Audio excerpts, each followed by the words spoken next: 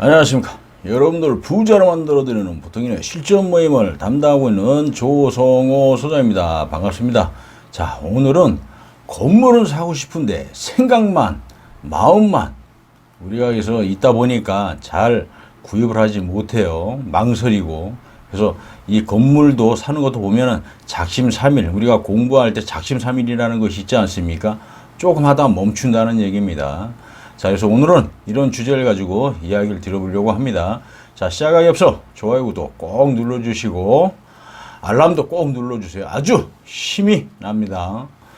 자, 우리가 이제 건물들, 오늘 같은 경우도 건물도 우리가 많이 또 설명을 하고 많이 보여드리고 이제 현장에 가서 또 진행을 좀 한 부분이 좀 있어요. 근데 우리가 이제 건물을 또 사실 때 어쨌든 뭐 이렇게 좀 망설이는 부분이 있습니다. 하지만 우리가 이제 건물도 너무 많이 보고 하다 보면 이게 헷갈리게 되어 있습니다. 이게 좋은지 저게 좋은지 이 구별이 잘 안 가게 되어 있어요. 그러다 보니까 그냥 멍해지는 겁니다. 저게 좋은가? 이게 나쁜가? 이런 게 잘 구별이 안 된다는 얘기입니다. 그래서 건물도 좀 너무 많이 보시지 말고 한정을 지어서 딱 몇 개로 보고 압축을 시켜서 또 시간 틈을 주고 또 이렇게 몇 개 보고 이렇게 해야 되는 거지. 그냥 계속 물건이 뭐 나온다고 해서 그 부분을 그냥 가서 계속 보면은 머리만 복잡해지고 헷갈려서 잘 안 된다는 얘기입니다. 그래서 우리가 이제 그 앞전에 제가 금방 말씀드렸듯이 작심삼일이라는 것이 왜 제가 그렇게 말씀을 드렸냐면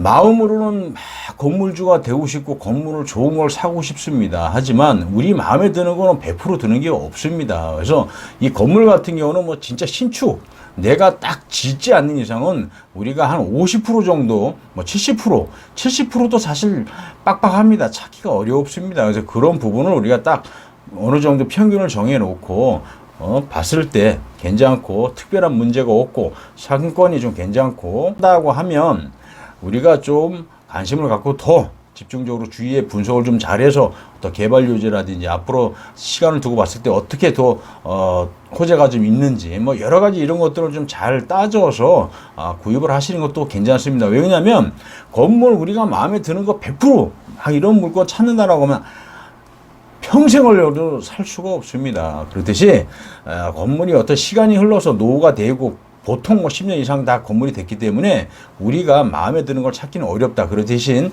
그래도 나름대로 우리가 좀 기본적인 거는 알고서 체크하고 보고 한다라고 하면 그만큼 시간이 단축이 되고 건물 보는 것도 어쨌든 이 시야가 트이고 건물 보는 방법을 좀 알고 있으면 그런 부분이 너무 그래도 남들보다는 좀 어렵게 보지 않고 쉽게 볼 수가 있고 판단을 빨리 할 수가 있다는 얘기입니다. 그래서 오늘도 제가 경험을 해봤지만 어떤 경험들이 없다 보니까 이 두려움이 많이 쓰는 거예요. 그러다 보니까 섣불리 뭘 하지 못하는 겁니다. 하지만 이제 이런 부분을 극복하기 위해서는 내가 뭔가를 알아야 돼요. 알아서 그렇게 진행을 해야 되는 거지 아무것도 모르는 백지 상태에서 뭔가를 한다라고 하면은 이게 좀 먼저 두려움이 앞서고 하다 보기 때문에 결코 만만치가 않아요.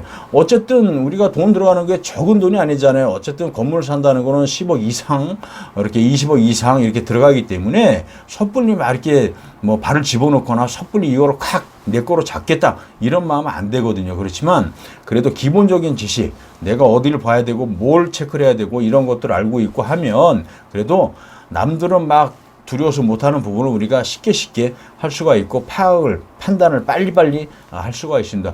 어쨌든 건물이라는 것도 빨리빨리 내가 잘 파악을 해서 선택을 하셔야 내 눈에도 좋아 보인다 어느 정도라고 하게 되면 다른 사람들이 똑같거든요. 그러면 그거를 빨리 판단 내리는 사람이 가져가게 되어 있습니다. 건물 우리가 좋은 것만 물론 기다리면 안 됩니다. 그래서 어느 정도 선에서 내가 그거를 선을 긋고 그거를 파악을 할 줄 아는 방법만 한다라고 하면 아주 좋은 물건. 어쨌든 건물이라는 것은 좋은 거, 새거 물론 그런 거 중요하지만 주변의 어떤 그 환경, 아주 건물이 노화되면서 그걸 리모델링을 좀 잘해서 한다라고 하면 아주 그 상승 가치가 굉장히 좋을 수도 있습니다. 거기에 아주 내 마음에 드는 임차인, 좋은 임차인 딱 드린다라고 하면 금상첨화가 되는 거고 그만큼 가격이 상승이 되는 겁니다.